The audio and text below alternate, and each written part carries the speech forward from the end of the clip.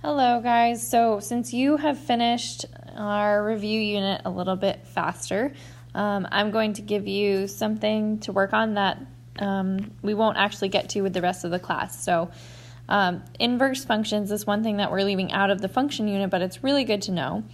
And so one of the things I want you to know about inverse functions is, well, I want you to know how to find their equations. I want you to know how to find them from points.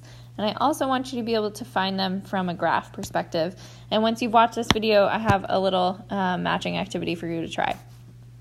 So the whole point of inverse functions, the word inverse here, is that everything is opposite, okay? So when we find inverse functions, we're reversing all of the operations, sort of like you do when you solve an equation. Instead of adding 5, we want to take away 5.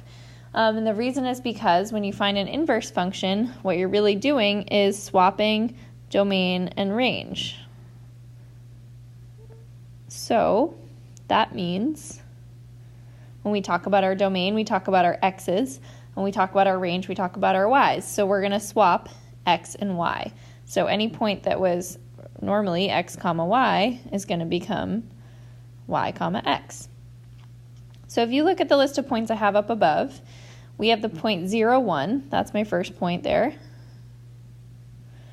The inverse of that point would be the point 1, 0. I just traded x for y. The next point 2, 3, the inverse would be 3, 2. And then lastly, negative 4, 2 would be 2, negative 4. So I'm not changing any of the signs of the numbers, we're just switching their placement. So let's graph both of these on this graph here. So the first one I'll do in gray, so the letters are in gray. First point we have is 0, 1, so that would put me right there. The next point we have is 2, 3, which would put me up here. And then we have negative 4, positive 2, which is up here. All right. So now let's go ahead and graph the points I found in green. So the first one is 1, 0, which is right there. And then we have 3, 2, which is right there. And then lastly we have 2, negative 4, which would be down here. All right. And so what I want you to focus on is where these points actually are. So if I drew in a line that cuts directly across your graph, and keep in mind this is not perfect because Miss Hanley's doing this in Notability, but if you draw in that line, you should have points that are mirroring each other on either side of that line. So this point here is the same distance away as that point there. This point here is the same distance away as that point there. And this point here should be the same distance away as that point there.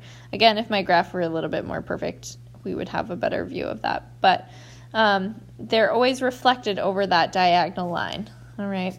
So anytime you're trying to decide if something is an inverse, if you draw in the line y equals x, you should see the points mirror each other on either side of that line. One way that we can determine if a function has an inverse is by using what we call the vertical line test. And that essentially says if you pass a vertical line across your graph, we decide if it's a function by using the vertical line test. We decide if it has an inverse function by using the horizontal line test. And we'll talk about the vertical line test in class. But the horizontal line test determines if it has an inverse function. So when I look at this first graph here, if I run a horizontal line down through that graph, if it hits in more than one place, it does not have an inverse function. Well, here I see it hitting in 2 different places. So this first graph does not have an inverse. This second graph, though, if I take a line like that and I drag it up and down that graph, oh, that didn't work.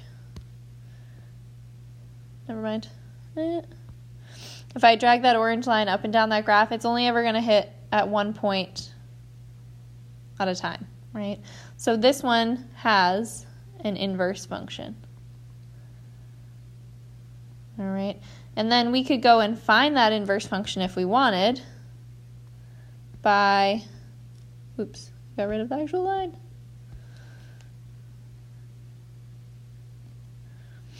Thinking about reflecting it over the line y equals x, right? So that line we talked about before that cuts directly through our graph.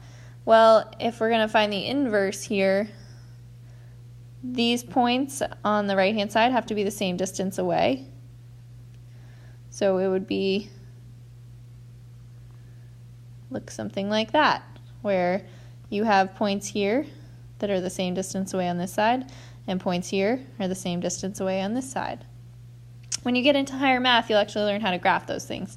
But for right now, we just want to look at what the inverse functions would be. So horizontal line test is used to find out if you have an inverse. And then think about, how do we actually find those inverses? Well, you're always swapping x and y, and it's always the opposite operation. So in this first function I have right here, we're taking our input and we're adding 2 to it. Well, the opposite of adding 2 would be subtracting 2. So my inverse function is x minus 2. And that I can tell that it's an inverse because of this minus 1. It's not a negative exponent of 1. This tells us f to the negative 1. We read that as f inverse. Oops. Of x. So when you see that notation, all that means is that we're finding the inverse. Over here I have f of x is equal to 3x. Well, the opposite of multiplying by 3x would be dividing by 3, right? Opposite of multiplying by 3 would be dividing by 3, so we get x divided by 3. And then the third one, we have x divided by 4. Well, the opposite of dividing by 4 would be multiplying by 4. So our answer is 4x for the inverse. And then lastly, we have an x squared. Well, the opposite of squaring something is taking a square root. So that would be my inverse for x squared. So not too bad if it's a pretty simple equation, but it gets more confusing when I think about something that has 2 parts, or maybe more than 2 parts. Here we have 2 times an x and a plus 1. So when I'm solving for an inverse function like this, the first thing I want to do is change f of x to y, just because it's easier to work with, and then swap x and y. And then the third thing I'm going to do is solve for y. So taking out f of x and replacing it with y. And then because it's truly an inverse, we're going to take x and y and switch them. So this becomes x equals 2y plus 1. And then from there, I'm solving for y.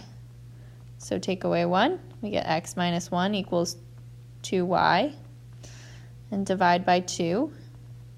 So y is equal to x minus 1, all divided by 2. Well, this y right here, that is your inverse function.